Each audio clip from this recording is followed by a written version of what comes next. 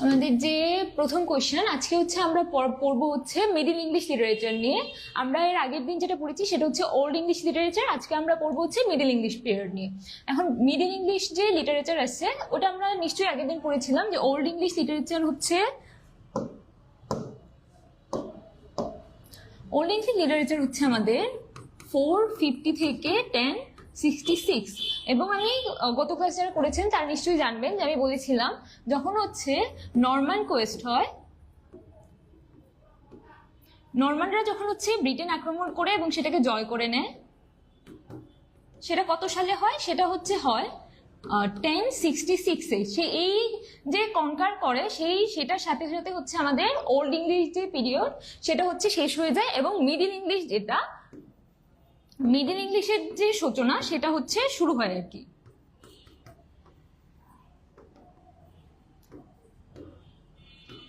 একদিকে হচ্ছে ওল্ড ইংলিশের এরা শেষ হয় এবং মিডল ইংলিশের এরা হচ্ছে শুরু হয় সেম টাইমে, সেটা হচ্ছে 1066-এ।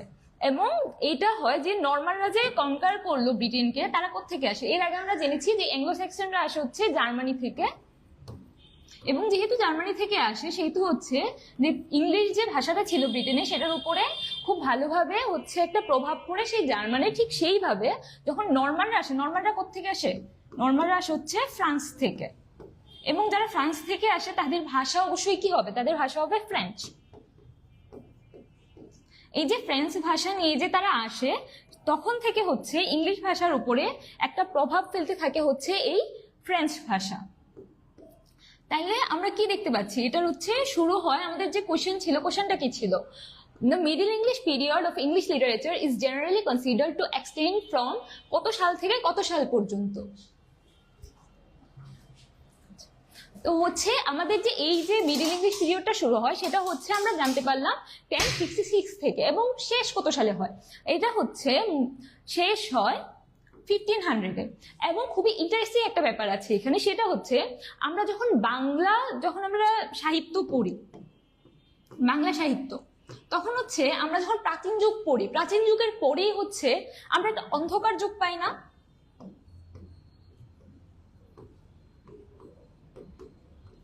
অন্ধকার যুগ। ঠিক সেইভাবে আমরা যখন ইংলিশ লিটারেচার পড়ি তখনও হচ্ছে আমরা একটা অন্ধকার যুগ পাই, এবং খুবই কাকতালীয় ভাবে সেটাও হচ্ছে ওই যে ওল্ড ইংলিশ যে লিটারেচার এরাটা আছে সেটার পরে পরে। যেমন হচ্ছে মিডল ইংলিশের শুরুর দিকে, যেমন হচ্ছে মিডল ইংলিশের কত থেকে কত সাল পর্যন্ত ছিল? 1066 থেকে 1500 পর্যন্ত। এই যে শুরুর কিছু বছর এটা হচ্ছে আমরা ডার্ক এজ বলে থাকি, কারণ হচ্ছে ওই টাইমের কোনো সাহিত্য বা কোনো লিটারেরি ওয়ার্ক আমরা পাই না। এবং একদম শেষের দিকে এসে সেটা হচ্ছে 1400 থেকে 1485 পর্যন্ত। এই সময়টার মধ্যেও আমরা তেমন কোনো সাহিত্যের পাই না, সাহিত্যের নিদর্শন পাই না, কিছুই পাই না। তো এই টাইমটাকে আবার ডার্ক এজ বলে না, শুরুর সময়টাকে যেমন ডার্ক এজ বলে। এবং এই যে লাস্টের দিকের টাইমটা যেটা হচ্ছে 1400 থেকে 1485 পর্যন্ত, ওই টাইমটাকে আমরা বলি হচ্ছে ব্যারন এজ। ব্যারেন মানে নিশ্চয়ই আমরা সবাই জানি, তাই না? ব্যারেন মানে হচ্ছে, ব্যারেন ল্যান্ড বলতে আমরা ওই জমিটাকে বোঝাই যেখানে হচ্ছে কোনো ফসল হয় না। ঠিক ওইভাবে হচ্ছে এই টাইমটাকে ব্যারেনেজ বলা হয়। কেন? কারণ হচ্ছে এই টাইমেও আমরা কোনো লিটারেরি ওয়ার্ক খুঁজে পাই না, সেজন্য। তাহলে আমরা কি দেখতে পাচ্ছি? মিডল ইংলিশ যে পিরিয়ডটা ওটা আসলে কত সাল থেকে কত সাল পর্যন্ত? সেটা হচ্ছে 1066 থেকে 1500 পর্যন্ত। ঠিক আছে, আমরা তাহলে পরের কোশ্চেনে যাব। পরের কোশ্চেনটা দেখে আমরা পরের কোশ্চেনে কি নিয়ে কথা বলবো? আমরা হচ্ছে which historical event traditionally marked the beginning of the Middle English period? সেটা হচ্ছে যে এই যে এটা আমি একটু আগে বলেছি, জাস্ট যে পেছনের প্রথম প্রশ্নটা যে আমরা সলভ করলাম সেখানেই আমি এটা নিয়ে কথা বলেছি যে হচ্ছে মিডল ইংলিশ পিরিয়ড একটা ঘটনা হয়, এই ঘটনার জন্য হচ্ছে মিডল ইংলিশ পিরিয়ড শুরু হয় এবং ওল্ড ইংলিশ যে পিরিয়ডটা ছিল সেটা শেষ হয়। সেটা কি ছিল সেই এটা? সেটাও বলতে পারবেন? যে হচ্ছে এটা আমি একটু আগে জাস্ট বলে এসেছি। এবং এই যে যুদ্ধটা হয়, এই যুদ্ধটা হয় হচ্ছে হেস্টিংসে। এই জন্য এটাকে হচ্ছে অনেক সময় ওয়ার অফ হেস্টিংসও বলা হয়।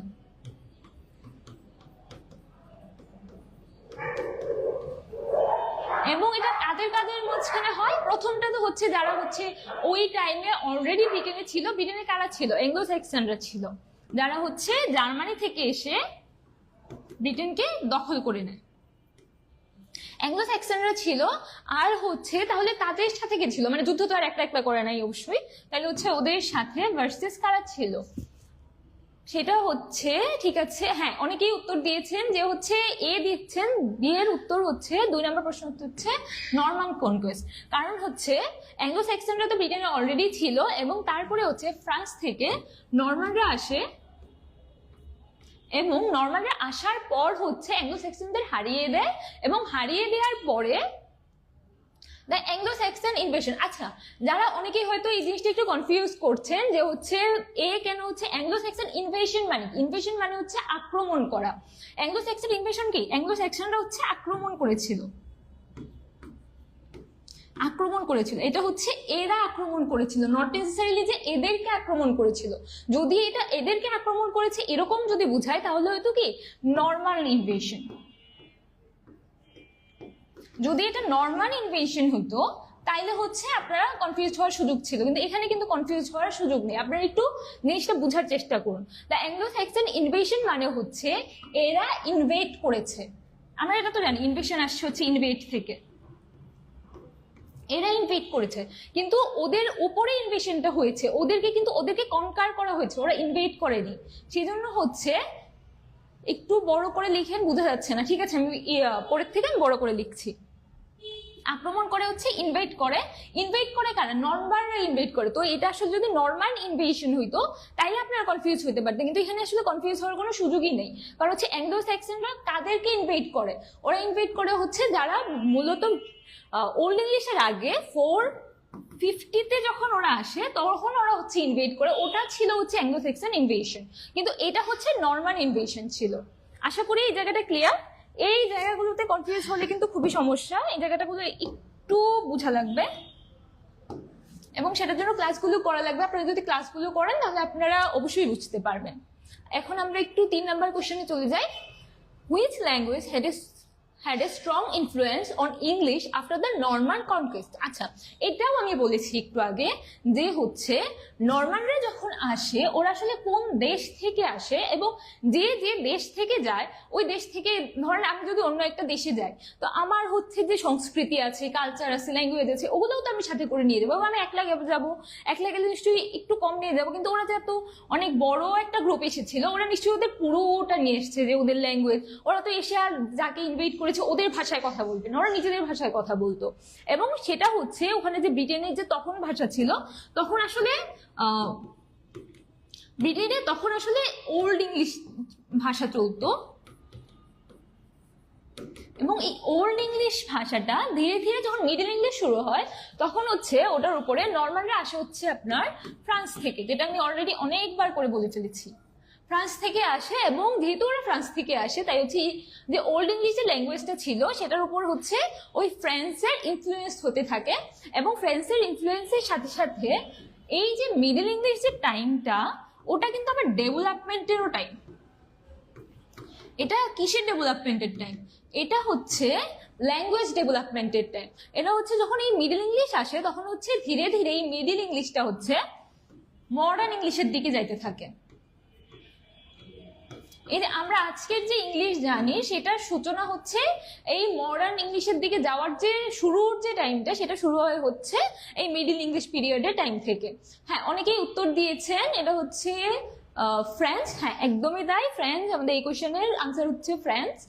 আচ্ছা, এখন আমরা একটু পরের কোশ্চেনের দিকে যাব। এখন আমরা যদি পরের কোশ্চেনের দিকে যাই তার আগে এটা নিশ্চয়ই ক্লিয়ার, এটা নিয়ে কি কারো কোনো সমস্যা আছে? কারো সমস্যা থাকার কথা না।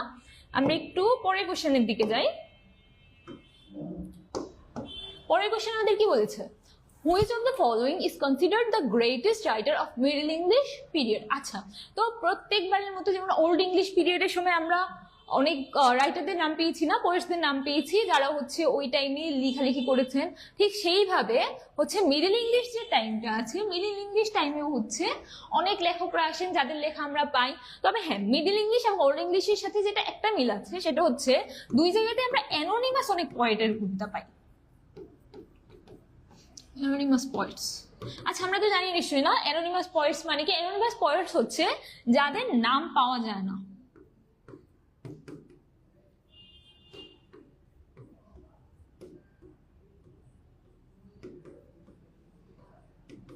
যাদের নাম পাওয়া যায় না তাদেরকে আমরা হচ্ছে বলি অ্যানোনিমাস পোয়েটস। এবং এই অ্যানোনিমাস পোয়েটসদের অনেক কবিতা আছে ওল্ড ইংলিশ এবং মিডল ইংলিশে। এমন অনেক কবিতা আছে যাদেরকে হচ্ছে কে লিখেছে আমরা আসলে সেটার কোনো নাম জানি না। যেমন আমাদের বাংলায় অনেক আছে না যাদের হচ্ছে নাম জানি না, ঠিক সেরকমই ইংলিশে আছে। এবং সেখানে হচ্ছে সবচেয়ে গ্রেটেস্ট রাইটার যাকে বলা হয়। আচ্ছা, আমরা একটু কোশ্চেনগুলোর দিকে অপশনগুলোর দিকে যাই। অপশনগুলোর দিকে যদি যাই তাহলে উইলিয়াম শেক্সপিয়ার হচ্ছে কত 1600 এর না 1600। তারপরে হচ্ছে এডমান্ড স্পেন্সারও ঠিক সেই টাইমে, মানে হচ্ছে রেনেসাস টাইমের, রেনেসাস টাইমের। জন মিল্টনও ওই টাইমের। তাহলে হচ্ছে বাকি থাকে কি? বাকি থাকে হচ্ছে জফরি চসার। এই জফরি চসার হচ্ছে এই মিডল ইংলিশের সবচেয়ে গ্রেটেস্ট পোয়েট বলা হয় হচ্ছে জফরি চসারকে। আশা করি এটা ক্লিয়ার। আপনারা একটু মন দিয়ে পড়াশোনা করবেন। পড়াশোনা করলে আসলে আপনারা এই চাকরিটা পেতে পারবেন, কারণ চাকরিটা তো খুবই ইজি পাওয়া। এবং ব্যাপারটা হচ্ছে এটা অনেক খুবই ভালো একটা সুযোগ। ঠিক আছে, আমরা এখন হচ্ছে একটু পরের কোশ্চেনে চলে যাই। আচ্ছা, পরের কোশ্চেনে কি জানতে চেয়েছে? Which of the following is considered the greatest writer? এটা আমরা মাত্র পড়লাম, আসলে আমি এবার সেম প্রশ্ন রিপিট করছি। আচ্ছা, পরের কোশ্চেনে যাই। Joffrey Chaucer is best known as the author of. আচ্ছা, এই যে জফরি চসার যিনি, উনি হচ্ছে আসলে অনেকগুলো লিখেছেন, কিন্তু হচ্ছে ওনার যে কবিতার মধ্যে উনি আসলে যেটার জন্য বিখ্যাত সেই কবিতাটা হচ্ছে দ্য ক্যান্টারবারি টেলস। এবং এই ক্যান্টারবারি টেলসটা কি? সেটা হচ্ছে একটা পিলগ্রিমেজ। পিলগ্রিমেজ মানে নিশ্চয়ই আমরা জানি, পিলগ্রিমেজ মানে হচ্ছে তীর্থযাত্রা। এই যে এই কবিতাটা আছে, এই কবিতাটাই আসলে লন্ডনে থাকতো এবং কবি সহ, কবিও হচ্ছে এখানে আসলে ছিল, ওদের সাথেই যাত্রীদের সাথেই যাচ্ছিল। এবং এরা যাচ্ছিল হচ্ছে লন্ডন থেকে একটা শহরে যাচ্ছিল, একটা যে সেইন্ট থাকে সেই সেইন্টের একটা শ্রাইন দর্শন করতে। শ্রাইন মানে হচ্ছে একটা মন্দির মতো, মানে তখন যে সেইন্টরা থাকতো ওদের নামে, বা এখন আমাদের থাকে না যে অনেকের নামে মন্দির হচ্ছে বা মসজিদ হচ্ছে, ঠিক সেই রকমই তখন হচ্ছে শ্রাইন ছিল, মানে খ্রিস্টানদের জন্য শ্রাইন বলা হয়। ওই তখন হচ্ছে ওখানে গিয়েছিল একজন সেইন্টের শ্রাইনে, ওটাকে হচ্ছে তারা পিলগ্রিমেজ হিসেবে। এবং এরা হচ্ছে লন্ডন থেকে হেঁটে হেঁটে যেত, এবং অনেকে ওয়েগনেও যেত। ওয়েগন হচ্ছে গাড়ি আর কি, তখনকার দিনে গরুর গাড়ি বা ঘোড়ার গাড়ি যেটাকে আমরা বলি। আচ্ছা, এই যে শ্রাইনে যেত, এই ক্যান্টারবারি টেলসের ইন্টারেস্টিং ব্যাপারটা হচ্ছে ওখানে আসলে 30 জন ক্যারেক্টারকে নিয়ে কথা বলা হয়েছে, 30 ক্যারেক্টার্স। এবং এদেরকে নিয়ে যেমন আমরা কি দেখি কবিতার মধ্যে, যে হচ্ছে কবি ওই যে ক্যারেক্টার গুলোকে নিয়ে কথা বলে। যেমন আমরা ড্যাফোডিল পড়েছিলাম, ড্যাফোডিলের মধ্যে কবি ড্যাফোডিলকে নিয়ে কথা বলেছে। কিন্তু এই যে কবিতাটা আছে দ্য ক্যান্টারবারি টেলস, এখানে হচ্ছে এই যে 30 ক্যারেক্টার্স, এই 30 ক্যারেক্টার্স হচ্ছে নিজেরা কথা বলে। ওখানে কিন্তু এরকম না কবি হচ্ছে ওদের সম্পর্কে বলছে যে এই কাজটা করছে, ও এই কাজটা করছে, এরকম কিছু হয় না। হয় যেটা হচ্ছে এই যে 30 জন ক্যারেক্টার থাকে, এই 30 জন ক্যারেক্টার হচ্ছে নিজের নিজের জার্নি নিয়ে বলে, নিজের নিজের জীবন নিয়ে বলে। এবং এখানে হচ্ছে আমরা মোটামুটি হচ্ছে কাহিনীর ভেতরে কাহিনী, মানে কবিতার ভেতরে ছোট ছোট ছোট ছোট কাহিনী আমরা পাই। এবং এখানে হচ্ছে আমরা 21টা স্টোরি পাই, কারণ সব ক্যারেক্টার আসলে নিজের কথা বলতে চায়নি, যে কারণে হোক ওখানে আমরা পাই না কবিতায়। অনেকে আবার এটাও ভাবে যে হচ্ছে হয়তো ছিল, কিন্তু এই জিনিসটা হচ্ছে মিসিং, মানে মূল কবিতায় হয়তো ছিল কিন্তু এটা আসলে উদ্ধার করা হয়নি বা কিছু। তো আমাদের যেটা মূল বিষয় হচ্ছে সেটা হচ্ছে 30 ক্যারেক্টার্স, এবং এই কবিতার মধ্যে আমরা হচ্ছে 21 স্টোরিজ পাই। ঠিক আছে, এখন আমরা হচ্ছে আশা করি এটা ক্লিয়ার। আমরা একটু পরের কোশ্চেনে যাব। একজন জানতে চেয়েছেন এটা সাবজেক্টিভের ক্লাস কিনা। যে এটা হচ্ছে সাবজেক্টিভের ক্লাস। সাবজেক্টিভ হচ্ছে এটা ইংলিশ সাবজেক্টিভের ক্লাস, কিন্তু এটা হচ্ছে জেনারেলেও কাজে লাগবে, কারণ আমরা জানি কি যে ইংলিশ লিটারেচার থেকে আসলেই কোশ্চেন আসে, সব জায়গায় আসে, এখানেও আসতে পারে। সেজন্য এটা আসলে সবার জন্যই। ঠিক আছে, আমরা এখন একটু পরের কোশ্চেনে চলে যাই। সেটা হচ্ছে the Canterbury Tales is primarily written in. Canterbury Tales যে আমি যেটা কবিতাটা নিয়ে এতক্ষণ ধরে কথা বললাম, সেটা আসলে কোন ইংলিশে লেখা হয়? সেটা আসলে কি ওল্ড ইংলিশে লেখা ছিল, মিডল ইংলিশে লেখা ছিল, আর্লি মডার্ন ইংলিশে লেখা ছিল, নাকি হচ্ছে অ্যাংলো নর্মাল ফ্রেঞ্চে লেখা ছিল? এটা আসলে কোন ভাষায় লেখা ছিল? আচ্ছা, এটা হচ্ছে, হ্যাঁ, সিক্স একজন অলরেডি আনসার দিয়েছেন, বি একদমই তাই, এটা হচ্ছে মিডল ইংলিশে লেখা ছিল। এটা হচ্ছে জফরি চসার লিখেছিলেন এবং উনি হচ্ছে মিডল ইংলিশে লিখেছিলেন। এবং ওই টাইমটা, মিডল ইংলিশের টাইমটা ছিল, ওটা ডেভেলপমেন্টের টাইম ছিল, কিন্তু ওখানে ওই টাইমে আসলে মডার্ন ইংলিশ ছিল না এবং অ্যাংলো নর্মাল ছিলই না, কারণ হচ্ছে অ্যাংলো স্যাক্সনদের জয় করে হচ্ছে নর্মানরা, এবং ওরা শুধু নর্মান ফ্রেঞ্চ ছিল এবং ফ্রেঞ্চের ইনফ্লুয়েন্স ছিল, নট নেসেসারিলি যে ওই ভাষাটাতে লেখা হতো, ওটা ইংলিশেই থাকতো, কিন্তু ওই ইংলিশটার উপরে হচ্ছে ওই যে ফ্রেঞ্চ যে ভাষাটা, সেটার হচ্ছে একটা ইনফ্লুয়েন্স ছিল। ঠিক আছে, আমরা হচ্ছে একটু পরে কোশ্চেনে যাই। আমাদের এই পরিকোশ্চেনে কি জানতে চেয়েছে? The pilgrimage in the Canterbury Tales are travelling to. আচ্ছা, এটা আমি বলেছি যে কোথা থেকে ট্রাভেল করছিল, কিন্তু এটা আমি বলিনি যে কোথায় যাচ্ছিল। এবং আমি এটা বলছি যে শাইনে যাচ্ছিল। সিক্স হচ্ছে সি একজন আনসার দিয়েছেন, সিক্স তো সি না, সিক্স আসলে বি ছিল। সি না, আর্লি মডার্ন ইংলিশটা ওই টাইমটা আসলে ডেভেলপমেন্টের টাইম ছিল, যে হচ্ছে মিডল ইংলিশ থেকে ধীরে ধীরে হচ্ছে মডার্ন ইংলিশের দিকে যাচ্ছে, কিন্তু নট নেসেসারিলি ওখানে তখন হচ্ছে মডার্ন ইংলিশ ছিলই না। তারপরে আসলে মিডল ইংলিশ শেষ হওয়ার পরে মোটামুটি হচ্ছে আমরা মডার্ন ইংলিশ পাই, কিন্তু ওই টাইমে আসলে মিডল ইংলিশই ছিল। এবং দ্য ক্যান্টিবারি টেলস যেটা আছে সেটা আসলে মিডল ইংলিশেই লেখা। আচ্ছা, আমরা একটু পরের কোশ্চেনে যাই। আশা করি এটা ক্লিয়ার, আগের যে কোশ্চেনটা ছিল। The pilgrimage in the Canterbury Tales are travelling to, হ্যাঁ একজন আনসার দিয়েছেন ক্যান্টিবারি টেলস, হ্যাঁ এটা হচ্ছে ক্যান্টিবারি টেলসের দিকেই যাচ্ছিল ওদের শ্রাইনটা। ওরা হচ্ছে লন্ডন থেকে যাত্রা শুরু করেছিল এবং হচ্ছে ক্যান্টিবারিতে যাচ্ছিল, এবং এই জন্যই আসলে কবিতাটার নাম হচ্ছে দ্য ক্যান্টিবারি টেলস। কারণ হচ্ছে ওই যে যখন যাচ্ছিল তখন হচ্ছে যাওয়ার টাইমে আসলে যে ঘটনাগুলো হচ্ছিল, ওই ঘটনাগুলো নিয়ে হচ্ছে এটা সাজানো হয়েছে, কবিতাটা লেখা হয়েছে, সেই জন্য হচ্ছে এটার নাম হচ্ছে ক্যান্টিবারি টেলস। কারণ আমরা সেটা জানি যে ক্যান্টিবারি টেলস মানে হচ্ছে গল্প, এবং এই যে ক্যান্টিবারিতে যে ওরা যাচ্ছিল সেটা নিয়ে যে গল্প, এই রাস্তাটায়, সেটাই হচ্ছে এই কবিতাটার মধ্যে দেয়া আছে। এবং তারা ক্যান্টিবারির দিকে যাচ্ছিল, লন্ডন থেকে যাচ্ছিল। ঠিক আছে, আমরা হচ্ছে, এবং এটা যখন শুরু হয়, কবিতাটা শুরু হওয়ার একটা কাহিনী আছে, যেটা হচ্ছে আমরা পাই শুরুর দিকে কবিতার, যে হচ্ছে ওরা যেহেতু হেঁটে হেঁটে যাচ্ছিল লন্ডন থেকে, এবং ওই টাইমে নিশ্চয়ই আমাদের মতো যে প্লেন গাড়ি ঘোড়া এগুলো তো ছিল না, ওরা সবাই আসলে ক্লান্ত হয়ে পড়েছিল, যে ওরা বুঝতেই পারছিল যে এই জার্নিটা আসলে এরা কিভাবে চালিয়ে যাবে। তখন হচ্ছে হ্যাঁ একজন অনেক কিছুই লিখেছেন, ঠিকই আছে। আচ্ছা, তখন হচ্ছে ওরা যাচ্ছিল, তখন একজন আসলে ওদেরকে বলে যে আমরা আসলে কিভাবে আমাদের জার্নিটা ভালো করতে পারি যাতে আমাদের ক্লান্তি কম লাগে। তখন হচ্ছে একজন বলে তাহলে একটা আমরা কাজ করি, আমরা প্রত্যেকে একটা একটা করে গল্প বলা শুরু করি, তাহলে আমাদের জার্নিটাও ভালো হবে, আমরা একজন আরেকজনের সাথে পরিচিতও হতে পারবো, তো আমাদের জন্য আসলে সুবিধা হবে। তো ওই জায়গা থেকে আসলে ক্যান্টিবারি টেলসটা আসে। আশা করি এটা ক্লিয়ার, এটা নিয়ে আর কোনো কনফিউশন থাকার কথা না। আমরা একটু পরের দিকে যাই। আচ্ছা, পরে কি বলছে এটা? আমি একটু আগে কি বললাম যে হচ্ছে the pilgrimage in the Canterbury Tales are travelling to Canterbury to visit the shrine of. আমি একটু আগে বলেছি না যে হচ্ছে পিলগ্রিমেজ কেন হয়? কোথাও না কোথাও যাওয়ার জন্য হয়, কোনো না কোনো আল্লাহ বা গডের যে জায়গার কাছে যায়, গডের কাছাকাছি যখন কেউ যাইতে চায় তখনই তো সে পিলগ্রিমেজে যায়, তাই না? তো এরা যে পিলগ্রিমেজে গেল, পিলগ্রিমেজ মানে হচ্ছে কি তীর্থযাত্রা, তীর্থযাত্রা।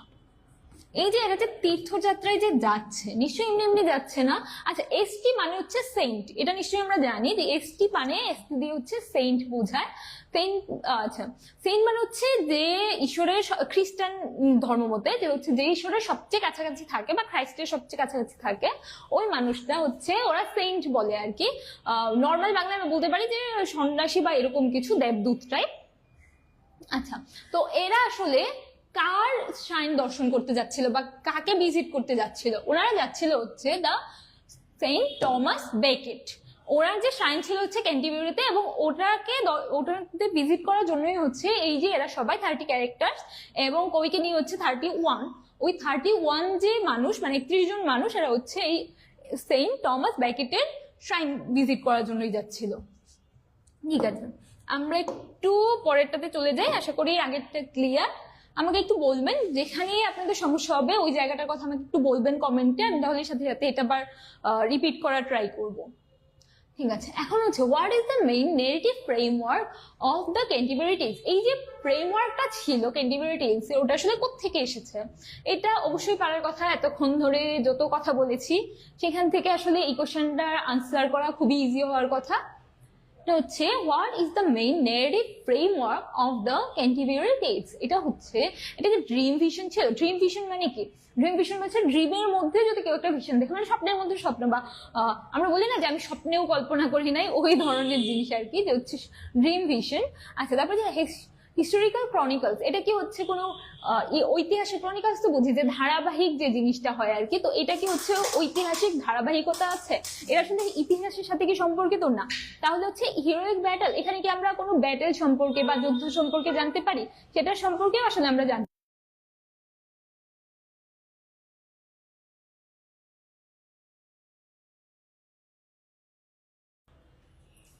আচ্ছা, ঠিক আছে, তাহলে হচ্ছে আমাদের আসলে কোনটা বাকি এখানে? এখানে যেটা বাকি সেটা হচ্ছে, আচ্ছা এখানে হচ্ছে আমি একটু আগে বলেছি, অনেকক্ষণ ধরে বলছি, একদম ক্লাসের শুরু থেকেই হচ্ছে আমি বলে যাচ্ছি, সেটা হচ্ছে তীর্থযাত্রা। এবং এটার ফ্রেমওয়ার্ক হচ্ছে, নেগেটিভ ফ্রেমওয়ার্কটা কোত্থেকে এসেছে? সেটা হচ্ছে তীর্থযাত্রার জন্য এসেছে, এবং সেটা হচ্ছে পিলগ্রিমেজ। এখন আশা করি এটা ক্লিয়ার। তাহলে আমরা একটু পরের কোশ্চেনে যাব।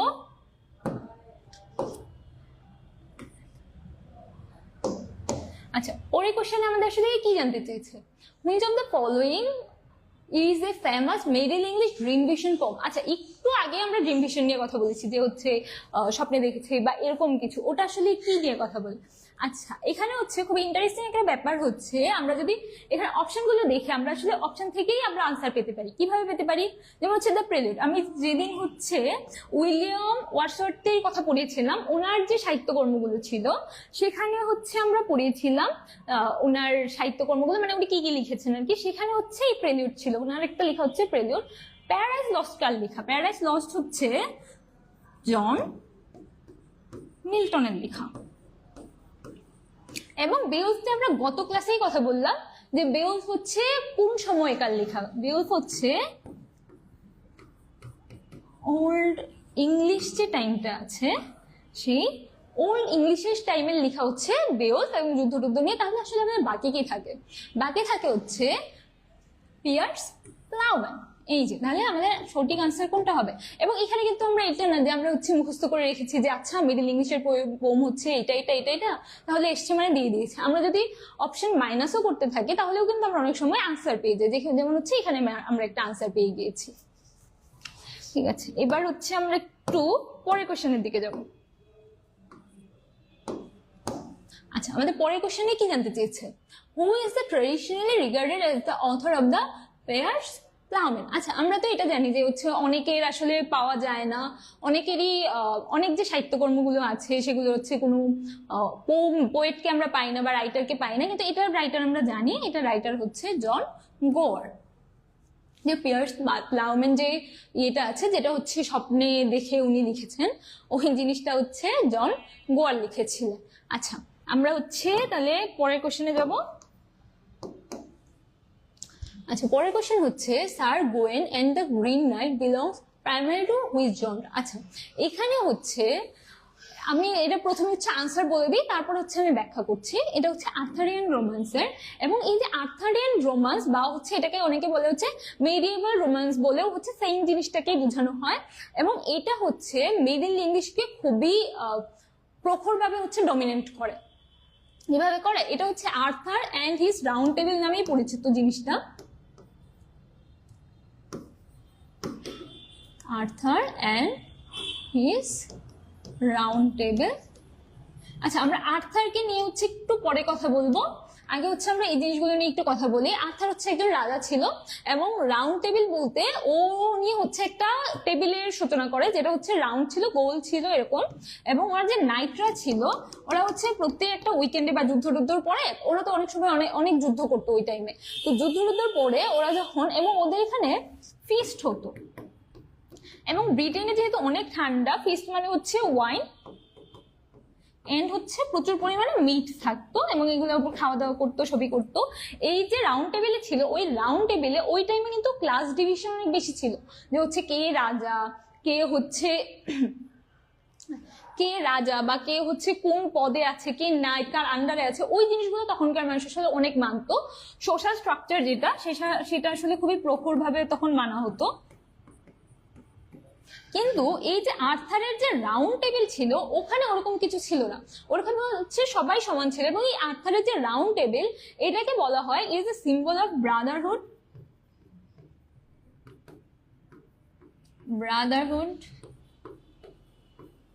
লয়্যালটি। তারপরে আর কি কি বলেছি আমি একটু আগে, যে সবাই সমান না, তার মানে হচ্ছে ইকুয়ালিটি। এই যে রাউন্ড টেবিলে, এবং এই আর্থারের হচ্ছে অনেকগুলো নাইট ছিল এবং প্রত্যেকের জায়গা থেকে অনেক পাওয়ারফুল ছিল।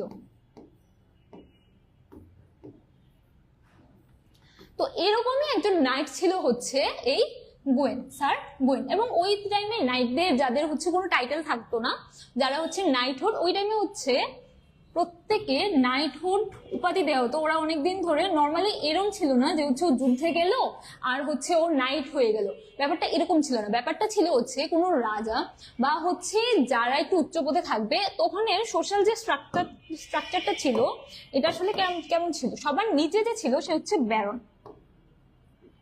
এটা আসলে পরেও ছিল, যখন মডার্ন ইংলিশ আসতে থাকে তখন ওই স্ট্রাকচারটা ছিল। এটা আসলে ওই টাইম থেকেই চলে আসছে। ব্যারোর উপরে ছিল হচ্ছে ভাইস কাউন্ট,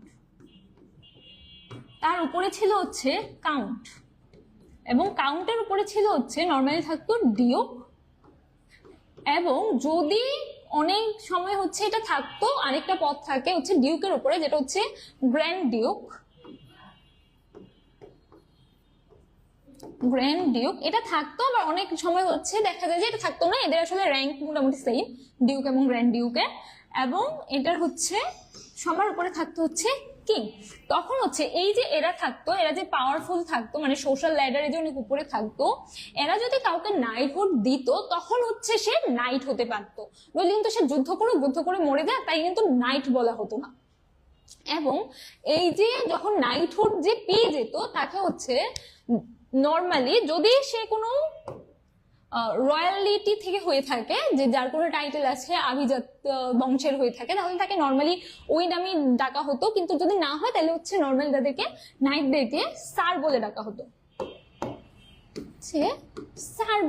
ডাকা হতো, যেখানে হচ্ছে স্যার গোয়েন এখানে বলা হচ্ছে। এ হচ্ছে আর্থারের যে রাউন্ড টেবিল ছিল, সেখানে খুবই পাওয়ারফুল একজন নাইট ছিল।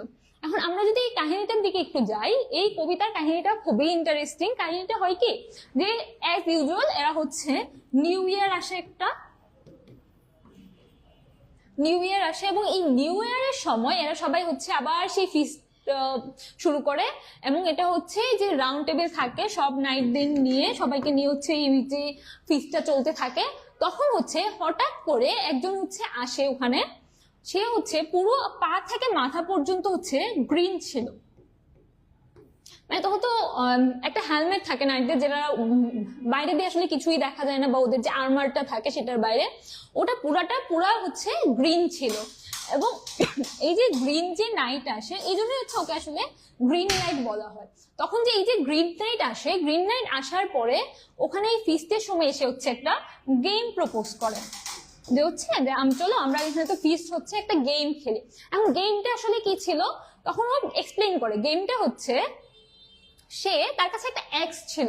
এক্স তো আমরা জানি, এক্স হচ্ছে কি কুঠার। এই যে কুঠার ছিল, এই এক্স ওর হাতে একটা ছিল, এবং ও তখন কি বলে, যে আমার হাতে যে এক্সটা আছে সেটা হচ্ছে তোমরা যে কেউ নাও, নিয়ে হচ্ছে তোমরা আমাকে একটা ব্লো করবা। ব্লো মানে হচ্ছে কি একবার একটা আঘাত করা। একবার আঘাত করবা এবং আঘাত করার পরে আমি ঠিক 1 বছর পরে ফিরে আসব, ফিরে এসে হচ্ছে যে আমাকে সেই আঘাতটা করবা তাকে হচ্ছে সেই আঘাতটা আবার নিতে হবে, কিন্তু ঠিক 1 বছর পরে। এটাই হচ্ছে গেম। তখন হচ্ছে আর্থারকে বলে যে, আর্থার তো কিং, আর্থারকে বলে যে আসো তুমি হচ্ছে আমার সাথে খেলো। কিন্তু তখন হচ্ছে আর্থার মানা করে দেয়। মানা করার পর আর্থার মানা করে না, আর্থার আসলে বুঝতে পারে না কি করবে, কারণ ওই টাইমে যদি কেউ ডুয়েলে কাউকে হচ্ছে ইনভাইট করতো, ডুয়েল মানে হচ্ছে দুইজন যে যুদ্ধটা হয়, দ্বন্দ্ব যুদ্ধ।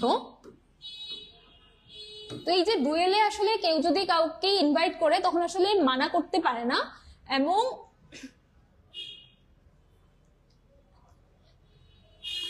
তখন হচ্ছে কি বললাম, তখন হচ্ছে ডুয়েল হচ্ছে দ্বন্দ্বযুদ্ধ। তখন আসলে ওই টাইমের একটা কোড ছিল, ওগুলোকে বলে হচ্ছে কোড অফ কন্ডাক্ট থাকে না, যে আমরা এখন বলি যে এখানে হচ্ছে এখানে হচ্ছে আমরা আসলে কোড অফ কন্ডাক্ট, যে কার সাথে কিভাবে ব্যবহার করতে হবে, কি করতে হবে, ঠিক তখনই হচ্ছে এরকমও ছিল ওই টাইমেও, যে হচ্ছে কিভাবে যখন কেউ হচ্ছে ডুয়েলে ইনভাইট করবে তখন হচ্ছে মানা করা যাবে না। ঠিক আছে, আচ্ছা আপনারা বুঝতে পারছেন কিনা ওই জিনিসটা হচ্ছে আমাকে একটু কমেন্টে জানাবেন, নইলে আসলে আমি বুঝতে পারছি না যে আপনারা বুঝতে পারছেন কিনা। মনে হচ্ছে আমি একাই কথা বলে যাচ্ছি, একটু কমেন্ট করে জানাবেন আমাকে। ঠিক আছে, আমরা হচ্ছে আবার এদিকে ফিরে যাই। তখন হচ্ছে স্যার গোয়েন এগিয়ে আসে, এগিয়ে এসে হচ্ছে যে গ্রিন নাইট ছিল ওই গ্রিন নাইটের থেকে ওই এক্সটা নেয় এবং হচ্ছে ওকে ব্লো করে। আচ্ছা, এই যে গেমটা যে প্রপোজ করলো, এই গেমটার নাম ছিল হচ্ছে বিহেডিং গেম। বিহেডিং মানে হচ্ছে মাথা, এবং ব্লোটা যে করবে সেটা হচ্ছে ওই মাথাতে করবে, যেন হচ্ছে বিহেড হয়। বিহেড হয় মানে কি মাথা কেটে ফেলা। তখন হচ্ছে স্যার গোয়েন আসে এবং ব্লো করে ওই এক্স দিয়ে ব্লো করার পরে দেখা যায় কি এই যে গ্রিন নাইটের মাথা আসলে হট থেকে আলাদা হয়ে যায়, এবং ও ভাবে যে হচ্ছে আচ্ছা তাহলে তো উনি মারাই গেছে, তাহলে তো শেষই, গেমই শেষ, 1 বছর পরে আর কোত্থেকে আসবে যে সাথে সাথে মারা গিয়েছে। কিন্তু তখনই একটা খুবই অদ্ভুত একটা কাহিনী হয়, সেটা হচ্ছে গ্রিন নাইট ধীরে ধীরে যে মাথা ছাড়া যে শরীরটা, সেটা ধীরে ধীরে আসলে সোজা হয়ে ওঠে। সোজা হয়ে ওঠার পরে সে আবার আগের মতো এবং জীবন্ত হয়ে যায়। জীবন্ত হওয়ার পরে সে হচ্ছে ওকে বলে যে, স্যার গোয়েনকে বলে সে যেন 1 বছরের মধ্যে গ্রিন চ্যাপেল নামের একটা জায়গা আছে, ওখানে যায় এবং গিয়ে হচ্ছে ওই যে প্রথমে প্রমিস করেছিল না যে 1 বছর পরে হচ্ছে নেওয়া লাগবে, তখন যেন নিতে পারে। তো এখানে আসলে ও অনেক কিছু পার হয়ে, অনেক বিপদ টিপদ পার হয়ে ওই গ্রিন চ্যাপেলে পৌঁছাইতে পারে, এবং পৌঁছানোর পরে হচ্ছে সেই এই যে ওদের যে গেমটা ছিল, গেমটার মধ্যে আরেকটা কাহিনী হয়, এবং শেষে হচ্ছে দেখা যায় স্যার গোয়েনকে আসলে সেই যে গ্রিন নাইট ছিল আসলে মারেনি, মানে ওর কারেজ এবং যে ও খুশি হয়ে ওকে হচ্ছে আবার না মেরে হচ্ছে ফিরিয়ে আনে, এবং সে শেষমেশ হচ্ছে চলে আসে। এখন হচ্ছে আচ্ছা, একজন আমাকে কমেন্ট করেছিলেন সেটা হচ্ছে যে আর্থারিয়ান রোম্যান্স। হ্যাঁ, এটা আনসার হচ্ছে Arthurian romance. Sir Gawain and green night belongs primarily to which genre, এটা হচ্ছে আর্থারিয়ান রোম্যান্স। আচ্ছা, আপনারা কি এটা বুঝতে পেরেছেন? এই যে এতক্ষণ ধরে যে আমি এই কাহিনীটা বললাম সেটা কি আপনারা বুঝতে পেরেছেন? আমাকে একটু জানাবেন কমেন্টে যে আপনারা হচ্ছে বুঝতে পেরেছেন কিনা, বা কোন জায়গাটা বুঝতে সমস্যা হয়েছে, ওই জায়গাটা আমি আবার এক্সপ্লেন করে দিব। ঠিক আছে, এখন আমরা আবার একটু শুরু করি। হচ্ছে the author of Sir Gawain and green Knight is, আচ্ছা এটা হচ্ছে, এটা কি আমরা জানি, এটাও আমি হচ্ছে একটু আগে বলে এসেছি, সেটা যদি আমরা একটু বলতে পারবো যে এটা আসলে কে লিখেছিল একটু কমেন্টে। আচ্ছা, এটা হচ্ছে এরা সবাই আসলে মিডিল ইংলিশেরই পোয়েট ছিল, এবং আমরা যেটা জানি সেটা হচ্ছে সবাই কেন বললাম অ্যানোনিমাস পোয়েট কেন, কারণ হচ্ছে ওই টাইমে আসলে অ্যানোনিমাস ছিল, অনেকের নামে অ্যানোনিমাস থাকতো, অনেকের অনেক কাহিনী আছে যেগুলো আমরা জানতে পারিনি। আচ্ছা, এটা আনসারটা কি হবে একটু কমেন্টে জানান তো। এটাই কি জফরি চসার ছিল? জফরি চসারের আসলে আমরা একটাই পাই, সেটা হচ্ছে ক্যান্টারবারি টেলস, তারপরে আর কিছু পাই না। উইলিয়াম ল্যাংলেট না, আর তারপর হচ্ছে জন গোয়ারের আমরা পড়ে এসেছি পিয়ার্স প্লাউম্যান। এটা আসলে ছিল হচ্ছে anonymous poet green sir Gwyn, এবং হচ্ছে দ্য গ্রিন নাইট যে ছিল ওই যে কবিতাটা আসলে কে লিখেছে ওই কাহিনীটা, ওটা সম্পর্কে আসলে আমরা জানতে পারি না, এটা হচ্ছে অ্যানোনিমাস পোয়েট ছিল। ঠিক আছে, তাহলে আমরা একটু পরের কোশ্চেনের দিকে যাই। পরের কোশ্চেন হচ্ছে which of the following is a major characteristic of middle English literature. আচ্ছা, এটাও আমরা পড়ে এসেছি যে হচ্ছে মিডল ইংলিশ যে লিটারেচারটা ছিল ওই টাইমে, ওটার আসলে ক্যারেক্টারিস্টিক্স, আচ্ছা আমরা ক্যারেক্টারিস্টিক্স মানে তো আমরা বুঝি, তাই না? ক্যারেক্টারিস্টিক্স মানে কি? ক্যারেক্টারিস্টিক্স মানে হচ্ছে বৈশিষ্ট্য। ওই টাইমে আসলে এই যে মিডল ইংলিশ যে ছিল লিটারেচার, ওটার ক্যারেক্টারিস্টিক্স গুলো আসলে কি কি ছিল? ক্যারেক্টারিস্টিক্স এর মধ্যে, আচ্ছা এখানে আমরা একটু অপশনগুলো পড়ি। অপশন কি? Complete dominance of Latin. ওটার উপর কি লেটিনের পুরো ডমিনেন্স ছিল মিডল ইংলিশ যখন ছিল? সেটা কিন্তু আমরা একটু আগে পড়েছি যে লেটিন হচ্ছে কখন ছিল, তখন হচ্ছে, এবং লেটিনের অ্যাংলো সেকশনে যখন আসে তারপরে হচ্ছে লেটিনের থেকে ইংলিশে একটা ট্রান্সলেশনের একটা ধারা শুরু হয়, এবং তখনই হচ্ছে ওল্ড টেস্টামেন্ট যেটা সেটার হচ্ছে ট্রান্সলেশন হয় লেটিন থেকে। কিন্তু এই মিডল ইংলিশ পিরিয়ড যে টাইমটা ছিল লিটারেচারের টাইম, তখন কি আসলে হয়? তখন কিন্তু হয় না। তখন আমরা জানতে পেরেছি কি যে হচ্ছে ফ্রেঞ্চের একটা ইনফ্লুয়েন্স ছিল। তাহলে এটার আনসারটা কি হবে? তারপরে হচ্ছে কি complete rejection of religious theme. তখন কি রিলিজিয়াস থিমকে কমপ্লিট রিজেক্ট করে দিয়েছে? না, কারণ হচ্ছে তখন আমরা আসলে এই যে একটু আগে আমরা পড়লাম পিলগ্রিমেজ নিয়ে, তারপরে তখন হচ্ছে খ্রিস্টানিটির যে অনেক বিবলিক্যাল স্টোরি আমরা হচ্ছে পাই। আচ্ছা বিবলিক্যাল স্টোরি মানে বাইবেলের যে স্টোরিগুলো আছে, exclusive use of heroic poetry. Exclude করা হয়তো কি হিরোইক পোয়েট্রিকে না, তো তখন তো আসলে সবাই হিরো বা হিরোকে সেলিব্রেট করে কবিতাগুলো লেখা হতো, সেটাও তো হতো। তাহলে কি হতো তখন? সেটা হচ্ছে development of English as major literary language. তখন হচ্ছে ধীরে ধীরে ইংলিশটা হচ্ছে, এটা আমি আগেও বলেছি, ইংলিশ হচ্ছে মিডিল ইংলিশ থেকে ধীরে ধীরে মডার্ন ইংলিশের দিকে শিফট হতে থাকে। তার মানে হচ্ছে development of English as a major literary language. এটা হবে আনসার। এটা হচ্ছে যে মেজর ক্যারেক্টারিস্টিক্স এর একটা হচ্ছে এটা, যে হচ্ছে ইংলিশ যে ল্যাঙ্গুয়েজটা ছিল সেটার ডেভেলপমেন্ট ধীরে ধীরে হতে থাকে। ঠিক আছে, তো আমরা একটু পরে কোশ্চেনের দিকে যাব।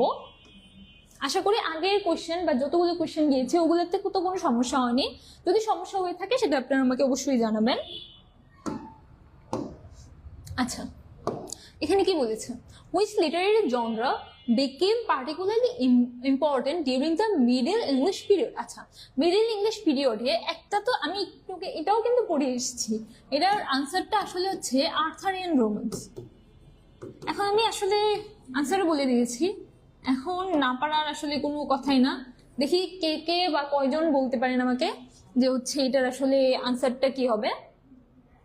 আনসারটা হচ্ছে আর্থারিয়ান রোম্যান্সকে। আর্থারিয়ান রোম্যান্সের আন্ডারে আসলে কি কি পড়ে? শিভালরি পড়ে, শিভালরি, লয়্যালটি, এই যে এই জিনিসগুলো যে আছে, নাইটহুড,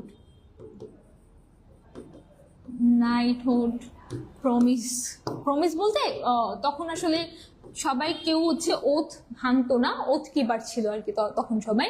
আচ্ছা তখন নাইটহুড। তাহলে হচ্ছে এই যে আর্থারিয়ান রোম্যান্স সেটাকে আমরা আরেকটা নামে জানি। এবং আরেকটু যদি দেখি আমরা মিডল ইংলিশ লিটারেচার, এই মিডিলের যে আরেকটা ফর্ম, অ্যাডজেক্টিভ ফর্মই হচ্ছে মেডিয়েভাল রোম্যান্স। তার মানে হচ্ছে কি ওই যে ওই টাইমে which literary genre became particularly important during the middle English period, সেটা হচ্ছে মেডিয়েভাল রোম্যান্স বা হচ্ছে আর্থারিয়ান রোম্যান্স। কারণ হচ্ছে আচ্ছা গথিক নোবেল বলতে একটু থ্রিলার টাইপ, মানে হচ্ছে ভৌতিক কিছু উপাদান থাকে কিন্তু পুরোপুরি ভৌতিক না, আবার কিছু থাকে আনকেনি জিনিসপাতি। আচ্ছা আনকেনি জিনিস হচ্ছে যেটা আমরা ব্যাখ্যা করতে পারি না কিন্তু হচ্ছে জিনিসটা থাকে, ওই জিনিসগুলোকে বলে হচ্ছে আনকেনি। তো গথিক নোবেলেও এরকম কিছু আনকেনি জিনিস থাকে, এরকম কিছু আসলে থাকে না মডার্ন টাইমে, সরি মিডল ইংলিশ টাইমে আসলে এরকম কিছু পাই না, যা পাই সরাসরি পাই। যদি আমরা সুপার ন্যাচারাল কিছু পাই সেটা আসলে সরাসরি পাই। আচ্ছা তারপর হচ্ছে সায়েন্স ফিকশন তো না, আর মডার্ন নামা তো কখনোই না, সায়েন্স ফিকশন মডার্ন নামা দুটো আসলে মডার্ন টাইমে। আশা করি এটা ক্লিয়ার। এখানে কোনো সমস্যা হলে আমাকে জানাবেন। আচ্ছা একটু পরের কোশ্চেনে যাই। আচ্ছা পরের কোশ্চেনটাতে কি বলা হচ্ছে, এটা আনসার আমাকে কে দিতে পারবেন? এটা হচ্ছে হু রোড কনফেসিও অ্যামান্টিস। আচ্ছা এই নামটা কি ঠিক আছে? এই যে এখানে যে আমি একটু নাম দিয়েছি, এই নামটা কি ঠিক আছে? এটা কেউ বলতে পারবেন? এই নামটা বা হচ্ছে এটা আসলে কোন ভাষায় আছে, এই নামটা এরকম কেন? এই নামটা আছে হচ্ছে একটু আগে আমি বলেছি না যে হচ্ছে মিডল ইংলিশ পিরিয়ডের সময় আসলে নর্মানরা যেখান থেকে আসে ফ্রেঞ্চ থেকে, ওই ফ্রেঞ্চ ভাষাটার অনেক প্রভাব ছিল, এটা হচ্ছে ফ্রেঞ্চ ভাষায় লেখা নামটা। এবং এই নামের মানেটা হচ্ছে আর্মাস কনফেশন। ওই টাইমে বা এখনো খ্রিস্টানরা কি করে, ওরা যখন কোনো পাপ করে বা কিছু করে, ওরা হচ্ছে চার্চে যায়, চার্চে গিয়ে হচ্ছে যে প্রিস্ট থাকে না, এই যে প্রিস্ট থাকে ওই প্রিস্টের কাছে গিয়ে কনফেস করে যে হচ্ছে আমি এই ভুল করেছি। তখন হচ্ছে ওরা ভাবে যে যেহেতু ওরা প্রিস্টের কাছে কনফেস করেছে, তার মানে হচ্ছে ওদের যে পাপ ছিল, যে সিনগুলো ছিল, সেগুলো আসলে মুছে যাবে, ধুয়ে মুছে যাবে।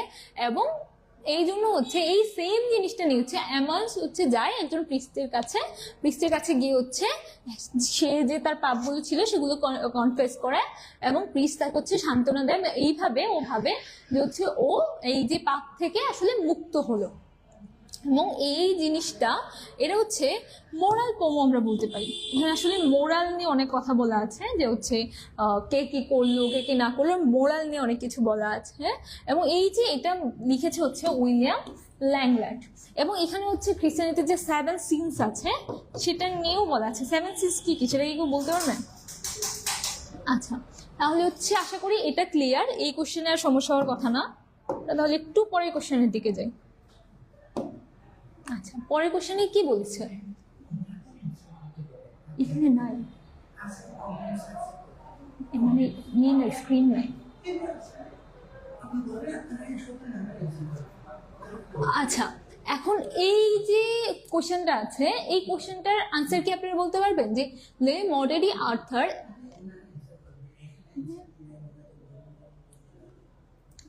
আচ্ছা আমরা হচ্ছে 16 এর আনসার পেয়েছি। অনেকে 16 এর আনসার করেছেন এ। আমরা একটু দেখে আসি তো ঠিক আছে কিনা। হ্যাঁ, একদমই তাই, হচ্ছে 16 এর আনসার এ হবে। এখন আমরা একটু দেখি তো আমরা একটু 17 এর আনসার করতে পারছি কিনা। 17 এর আনসার কি? 17 এর কোশ্চেন দেখি, Le Morte de Arthur a famous work of Arthurian literature was written by. এই যে আর্থারিয়ান রোমান্স নিয়ে আসলে যেগুলো আছে ওগুলোকে আমরা হচ্ছে আর্থারিয়ান লিটারেচারও বলি। ওই যে এই যে কবিতাটা আছে এটা আসলে কে লিখেছে সেটা কি কেউ জানেন?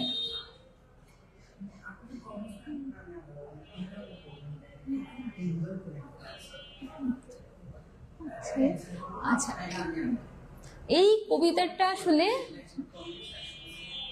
হ্যাঁ 16 এ হবে, সেটা ঠিক আছে। একজন হচ্ছে 17 এ, একদমই তাই, 17 হচ্ছে এ, থমাস মার্লার। ঠিক আছে, এখন হচ্ছে এই যে লা মর্টেরি আর্থার, এটাও হচ্ছে আসলে একটা ফ্রেঞ্চে লেখা একটা টাইটেলটা হচ্ছে ফ্রেঞ্চে লেখা। এটা হচ্ছে আর্থারের মৃত্যু, আর্থার্স ডেথ। এটার যে যদি আমরা ইংলিশ করি, ইংলিশের মানে হচ্ছে এটা আর্থার্স ডেথ। এই যে আমরা একটু আগে যে আর্থার এবং তার রাউন্ড টেবিল নিয়ে পড়েছিলাম, সেখানে আরেকজন ফেমাস একজন নাইট ছিল হচ্ছে ল্যান্সেলট। এবং তার এবং কিং যে আর্থার, তাদের মধ্যে একটা ওয়ার শুরু হয়ে যায়।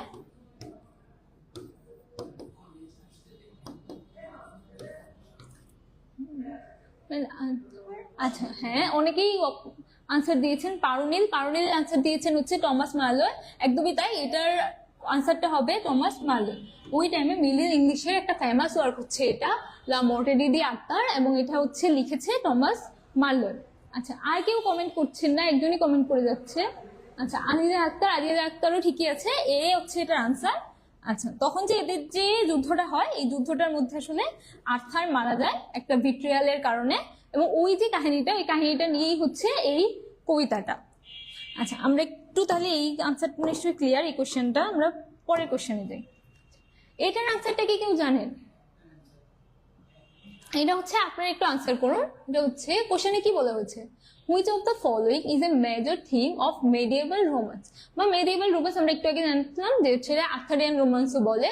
তো ওই টাইমের আসলে যে মেজর থিমগুলা, ওগুলো আসলে কি কি ছিল সেটা কি কেউ জানেন? আচ্ছা, ওই টাইমে কি ইন্ডাস্ট্রিয়ালাইজেশন ছিল? ওই টাইমে তো তখনও মেশিন বা এগুলো কিন্তু আসা শুরু হয়েছে, সেটা ছিল না। তারপরে সায়েন্টিফিক রেশনালিজম, তখন কি সবাই সায়েন্স দিয়ে ব্যাখ্যা করতো সবকিছুকে? সেটাও করতো না।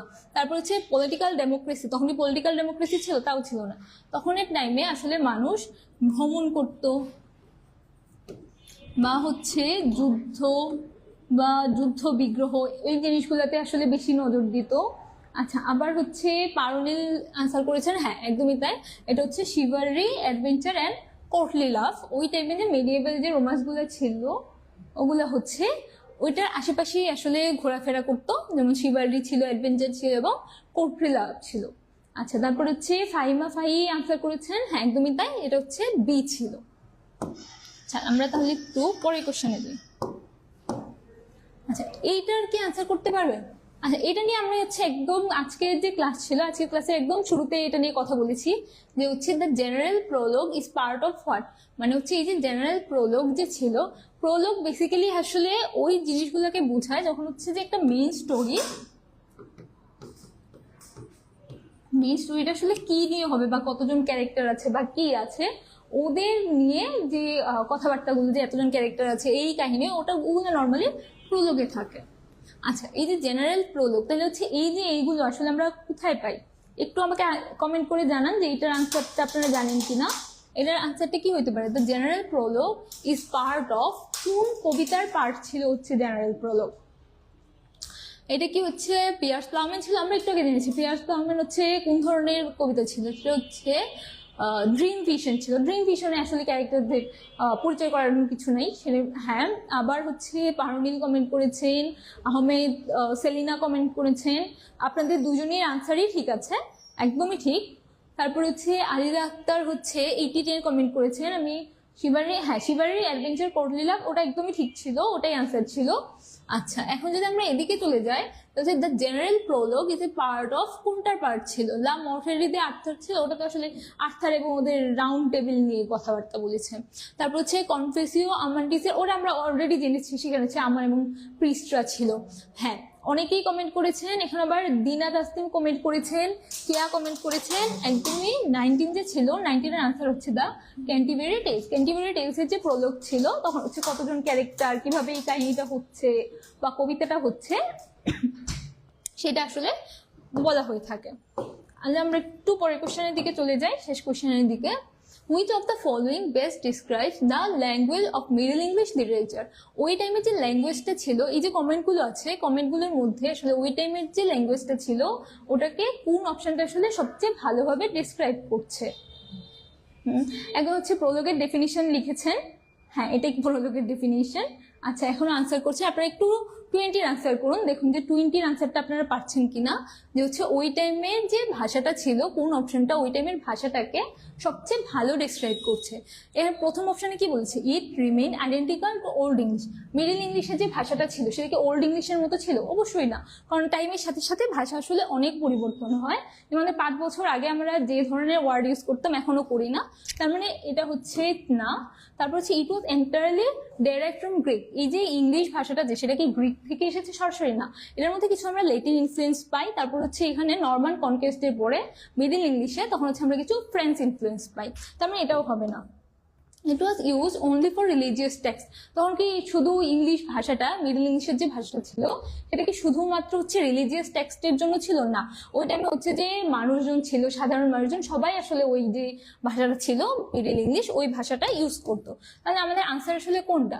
ইট developed under strong French and Latin influence. Latin influence এসেছিল কারণ অ্যাংলো স্যাক্সনরা ছিল, আর ফ্রেঞ্চ ইনফ্লুয়েন্স ছিল কারণ হচ্ছে নরমানরা ছিল, সেজন্য। তাহলে আমাদের আনসার কোনটা? আনসার হবে বি। অনেকেই হচ্ছে বি আনসার দিয়েছেন, পারুনীল আনসার দিয়েছেন বি, হ্যাঁ একদমই তাই, একদমই ঠিক আছে। ঠিক আছে, আমরা তাহলে এটাই আজকে হচ্ছে শেষ কোশ্চেন ছিল, আশা করি বুঝতে পেরেছেন। তাহলে আমরা একটু পরে চলে যাই।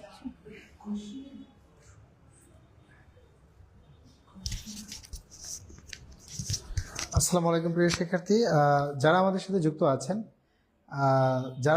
যুক্ত আছেন তারা হচ্ছে দেখেছেন ম্যাম মূলত হচ্ছে আজকে English literature middle English period থেকে 20টা কোশ্চেন পড়িয়েছেন। তো প্রত্যেকটা কোশ্চেন আমি নিজেও হচ্ছে ক্লাসে দেখতেছিলাম। লিটারেচার আমার বরাবরই ভালো লাগে। আপনারা জানেন বিসিএস থেকে শুরু করে সমস্ত জায়গায় কিন্তু লিটারেচার একটা আধিপত্য আছে, তাই না? লিটারেচারে খারাপ করলে কিন্তু নিশ্চিতভাবে আপনি পরীক্ষার মধ্যে কিছু মার্কস হচ্ছে অবশ্যই কাটা যাবে, তাই না? তো আপনারা যারা 19তম শিক্ষক নিবন্ধনের ইংলিশ সাবজেক্টিভের প্রিপারেশন নিচ্ছেন, সেই প্রিপারেশনের আজকে একটা অংশ আপনি দেখলেন, যেই অংশটা হচ্ছে মিডল ইংলিশ পিরিয়ড থেকে আজকে হয়েছে। আর বিগত ক্লাসটা সম্ভবত ম্যাডাম আমাদের ওল্ড ইংলিশ পিরিয়ড থেকে হয়েছিল। হ্যাঁ, ওল্ড ইংলিশ পিরিয়ড থেকে হয়েছিল। তো আপনারা অনবরত হচ্ছে দেখে যাচ্ছেন, আমরা 19তম শিক্ষক নিবন্ধনের সাবজেক্টিভের বিভিন্ন ক্লাস কিন্তু আপনাদেরকে দিয়ে যাচ্ছি। কাজেই যারা হচ্ছে আমাদের টিউটোরিয়াল পরিবারের সাথে যুক্ত আছেন তারা জানেন 19তম শিক্ষক নিবন্ধনের আমরা মোটামুটিভাবে 38+ সাবজেক্ট নিয়ে কাজ করতেছি। সবগুলো সাবজেক্টই হচ্ছে আমাদের ক্লাস চলমান রয়েছে। আর ক্লাসগুলো করতে চাইলে আপনাদের কি করতে হবে? অবশ্যই সিক্রেট গ্রুপে জয়েন হতে হবে। সিক্রেট গ্রুপে জয়েন করার জন্য আমরা জিএস কোডটা একটু লিখবো। জিএস